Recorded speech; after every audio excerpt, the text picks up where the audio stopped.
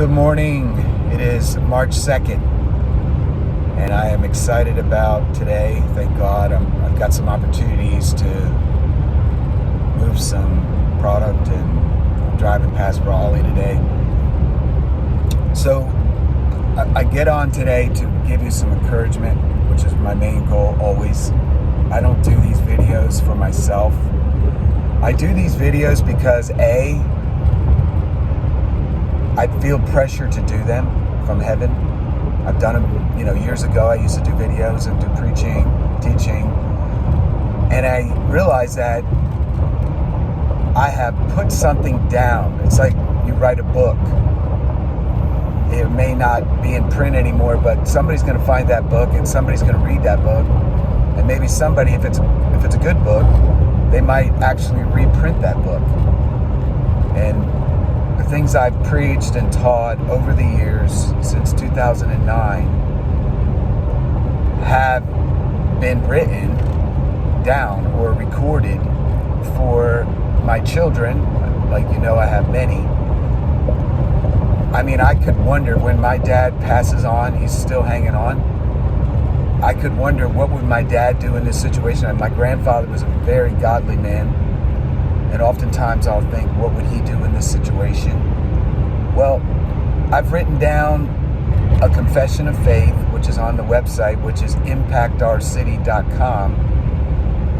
It's still up, and it has some articles there from the years gone by. And I also have on there a thing that I believe was inspired by God's Spirit called The Path of Restoration. What's the path? How do we get back to a holy, godly nation or a holy church that's loving each other, and fathers and mothers are parenting their children in the fear of the Lord and all of that? How do we get back? Well, I lay out the step-by-step, and I tie one of my old videos to it.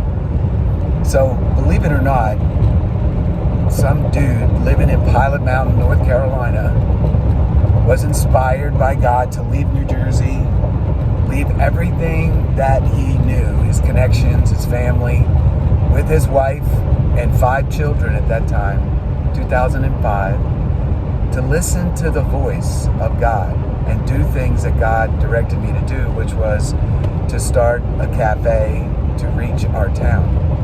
And eventually we did an event called Take It Back to Streets for Jesus, to publicly broadcast his name, to take back the streets, which technically belong to Jesus right now. Every street, every highway, every tunnel system, everything belongs to Jesus. That's his. The earth is the Lord's and the fullness thereof, and the people that dwell therein. So every person belongs to God. Everything comes from God. Everything goes back to God. You can't change that fact by your brain, by your thought life, by your teaching.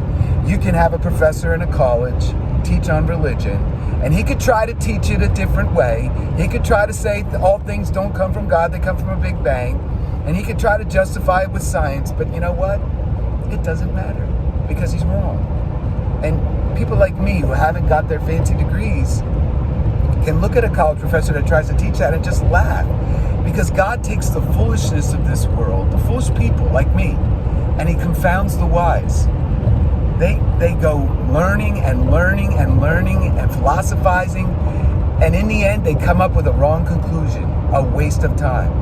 The Bible says, and I think Solomon, of the writing of many books there is no end. So what is the end of all things? To fear God and to keep his commandments. How do we get the fear of the Lord back? If you look at Noah, they didn't fear God, because when Noah said there's going to be a flood, they didn't listen. Right now, when we tell people there is a God and there's going to be a sudden judgment, people who are at ease, people who have money in the bank, they don't think there's going to be a judgment for them, especially if they got it by ill-gotten gain or fraud. The people who cheated their way into office, they don't think there's judgment coming their way, but it is.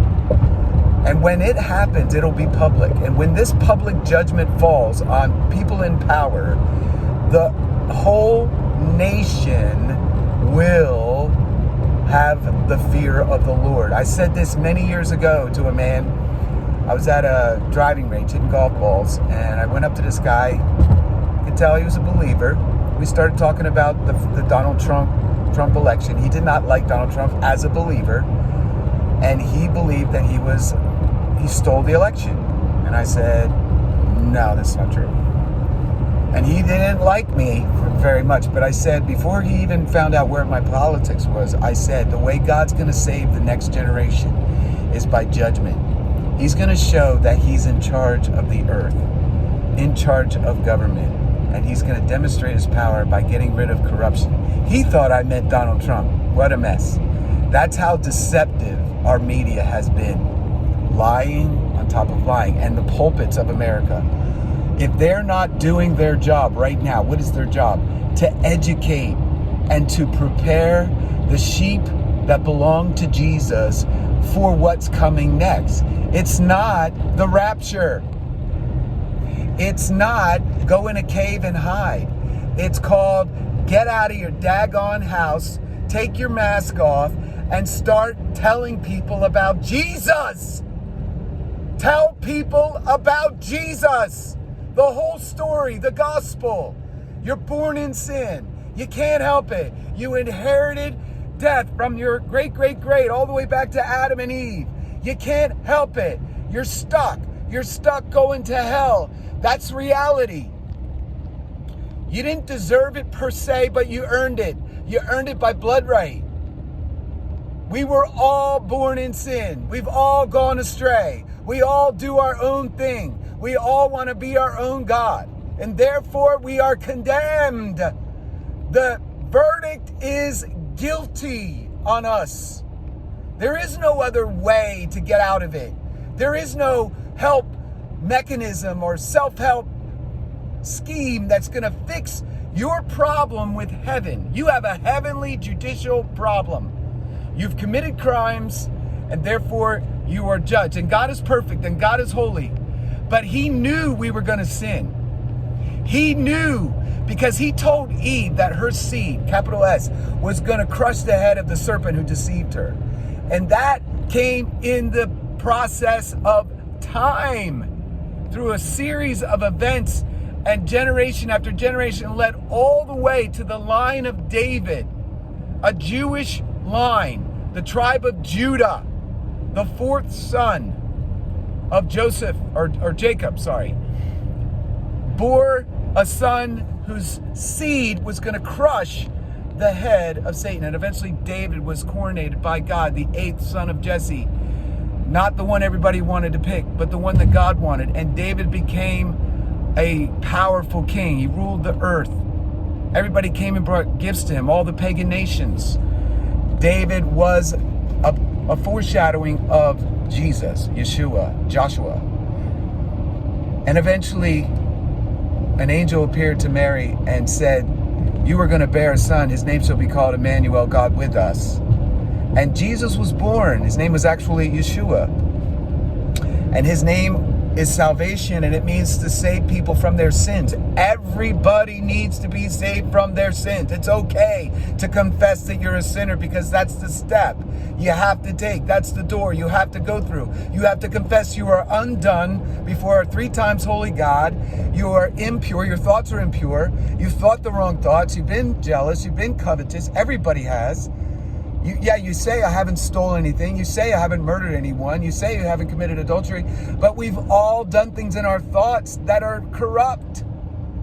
And it's not good enough for you to enter heaven. You need to be washed and cleansed. And what God said to Eve after Cain killed Abel, who was just, he had a perfect sacrifice. He killed the best of his herd of sheep. His flock of sheep, sorry. And when that blood was shed, God looked forward in time to the shedding of his own son's blood. When all the animal sacrifices of perfect Passover lambs were chosen, he looked forward and he blotted out the sins of the Israelites. Every year they were to confess the sins of the nation. Do we do that in America? No. But we need to, because we've committed a lot of sin, a lot of crimes against humanity, a lot of crimes against children, crimes against nations. We started wars we should have never started. We've blown up things we should have never blown up. We've shot up schools and shot up bars in the name of jihadism, which was orchestrated by evil men and women. They're still messing around right now. These are crimes we've committed, and we have to confess those crimes. We've committed crimes against races of people. We've confessed those crimes against the Indians, starting with the natives. We took away their land and we didn't do fair play. A godly nation would not do that. So the same people who came up with those schemes still exist to this day. They come from the crown of England. They want to rule the world in a horrible control system. So the fear of the Lord has to restore.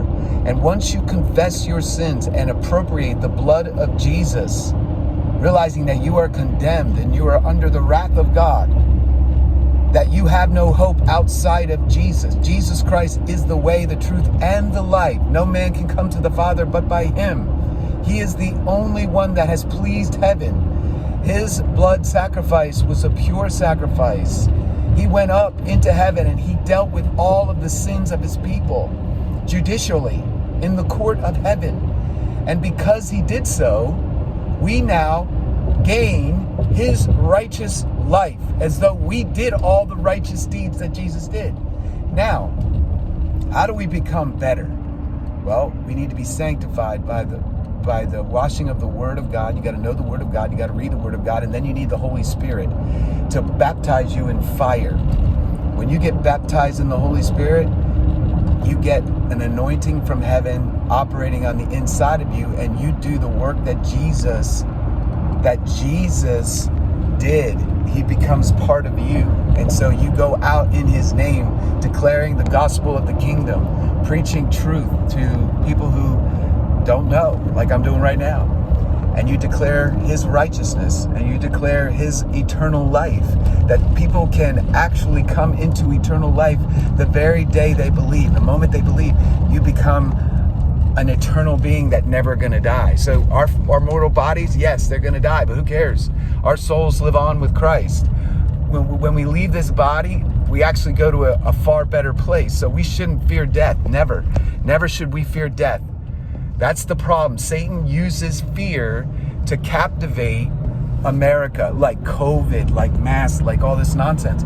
It's fear. Fear is crippling. We have to shed fear.